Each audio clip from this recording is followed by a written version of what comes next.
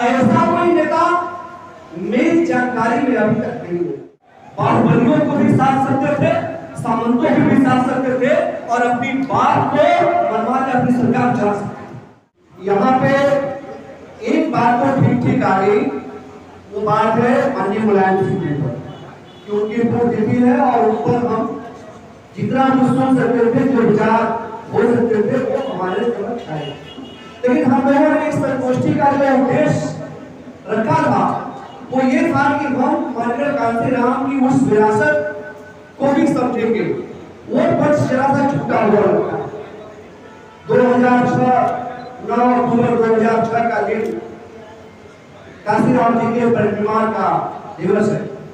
उन दिनों हम लोग इलाहाबाद में हुआ पढ़ाई करते थे और पहली बार सुबह का अखबार हम लोगों के सामने आता है और उसमें 2 पेज ये भरा हुआ इस देश की राष्ट्रीय पार्टी का राष्ट्रीय अध्यक्ष खत्म होता है। उसके नाम पूरे देश में एक दुकान नहीं, एक मकान नहीं, एक प्लाट नहीं, एक अकाउंट नहीं और 1 रुपया उसकी निजी संपत्ति के नाम पर नहीं। इस देश में बाहुबलियों को भी साध सकते थे, सामंतों को भी साध सकते थे और अपनी बात को मनवा के अपनी सरकार चला सकते थे। और राजनीति में ऐसा संत, राजनीति में इतना त्यागी पुरुष हमारे सामने कोई और दूसरा नहीं दिखाई देता। और जब डॉक्टर सुनील जी ये बात कर रहे थे कि डामरी उपचुनाव का जिक्र कर रहे थे, जिसमें मीडिया के प्रोपेगेंडा ने कहा कि उसे उस सीट 1991 की वो सीट उपचुनाव को माननीय मुलायम सिंह जी ने उन्हें जितवाया। मैं ये बात इस मंच से कहना चाहता हूँ, माननीय मुलायम सिंह जी का कैंडिडेट था और जो 40,000 वोट पाया। जसवंत नगर सीट की भी उपचुनाव था विधानसभा का और उस सीट पर माननीय कांसीराम साहब ने अपना कैंडिडेट नहीं उतारा। ये उनकी दरिया थी और आप देखेंगे वो नैतिक समर्थन हासिल करके, वो नैतिक समर्थन, ये समर्थन दिया हुआ नहीं बल्कि वो नैतिक समर्थन हासिल करके लोकसभा जाते हुए मीडिया ने इसको दूसरे दर्जे दिया, क्योंकि कांसीराम इस देश की सामाजिक बदलाव कराई कर रहे थे। और आदरणीय मुलायम सिंह हमारे नेता है, वरिष्ठ हैं और मुलायम सिंह की ये क्षमता है, मैं उनको अपना बड़ा नेता और इस कुंबे का बड़ा नेता मानता हूं कि वो बाहुबलियों को भी साध सकते थे, सामंतों को भी साध सकते थे और अपनी बात को मनवा के अपनी सरकार चला सकते थे। और यह करने में उन्होंने किया और मैं मानता हूं 1990 आप देखिए ना, पहला चुनाव से देख लीजिए जब पंत मुख्यमंत्री में कितने % ओबीसी विधायक थे और आज आप देख लीजिए कितने % ओबीसी विधायक हैं, उतनी नहीं तो दरियों में देख लीजिए। अगर आप देखेंगे तो उसके पीछे कांसीराम दिखेंगे। मैं बहुत कम जानता हूं, मेरी उम्र नहीं थी। एक श्यामलाल यादव जी ये बगल के यही चुल्लूबार विधानसभा पड़ती है, हरशंकर तिवारी के खिलाफ लड़ा करते थे, कहते हैं घंटों गोलियां एक दूसरे के खिलाफ चलाया करते। कांसीराम जी ने जब उन्हें बुलाकर मंत्री बनाया था, पिछले दिनों आज से 7 साल पहले उनके साथ एक कार्यक्रम करने का अवसर मिला और वो बताते रोने लगे कि एक महान नेता होने लगे। और 9 अक्टूबर को जब उनका देहावसान हुआ और जब उनकी लाश जल रही थी, उन्होंने कहा उसके बाद मुझे समझ नहीं आया। डॉक्टर दुर्गा यादव हैं, तमाम ऐसे लोग हैं जो वापस नहीं गए। वो ठीक है, पार्टियों की खामियां हो सकती है, इस तरह की चीजें आ सकती हैं, लेकिन उस बड़ी विरासत को, और जब आज मैं देख रहा हूं कि इस पूरी विरासत पे बात करने के लिए और इस साफ गोई से बात करने के लिए अगर कोई हमारे बीच है तो मैं उसे राजू यादव के रूप में देखूं।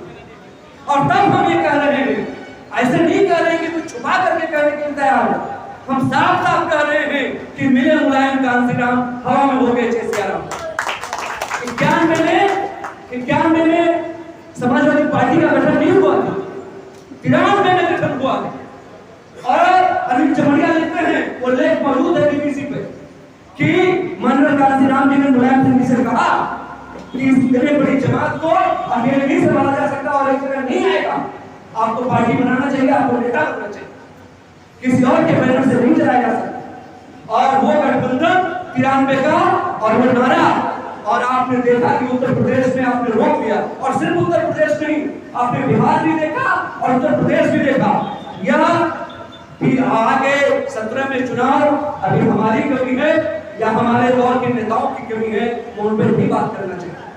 लेकिन अगर ये हम जमीन से संदेश देना शुरू करेंगे, अगर यहाँ से बात जाएगी और ये आजमगढ़ अम्बेडकर नगर इस जमीन को मैं कहता हूँ राजू भाई से कि वहां पहुंचने से पहले उस मिट्टी को चूमना पड़ता है।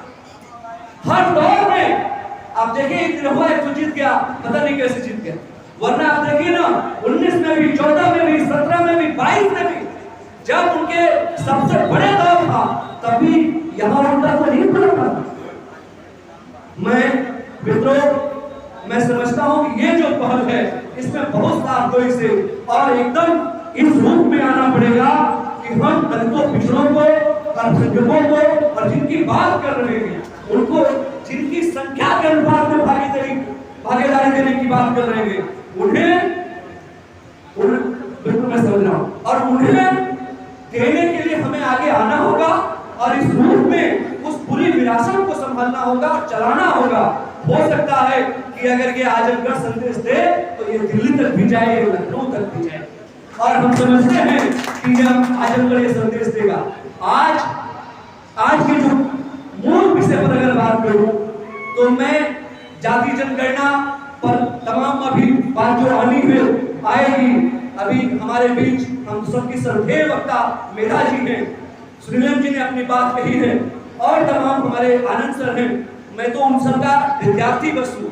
मैं ये कहना चाहता हूँ कि वो जाति जनगणना जो अभी आपने बिहार में देखा कि वो सर्वे के नाम पर या जिस तरीके से उन्होंने कराया, वो जाकर के कहां फिट हुई कि 84.5%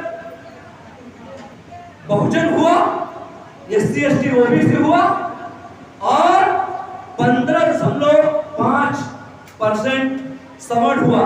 काशीराम ने नारा दिया था 15 और 85, और ये पूरे देश में मिलेगा क्योंकि काशीराम जी संगठन 1960 से शुरू करते हैं और 84 में पार्टी बनाते हैं, 81 में DS4 बनाते हैं।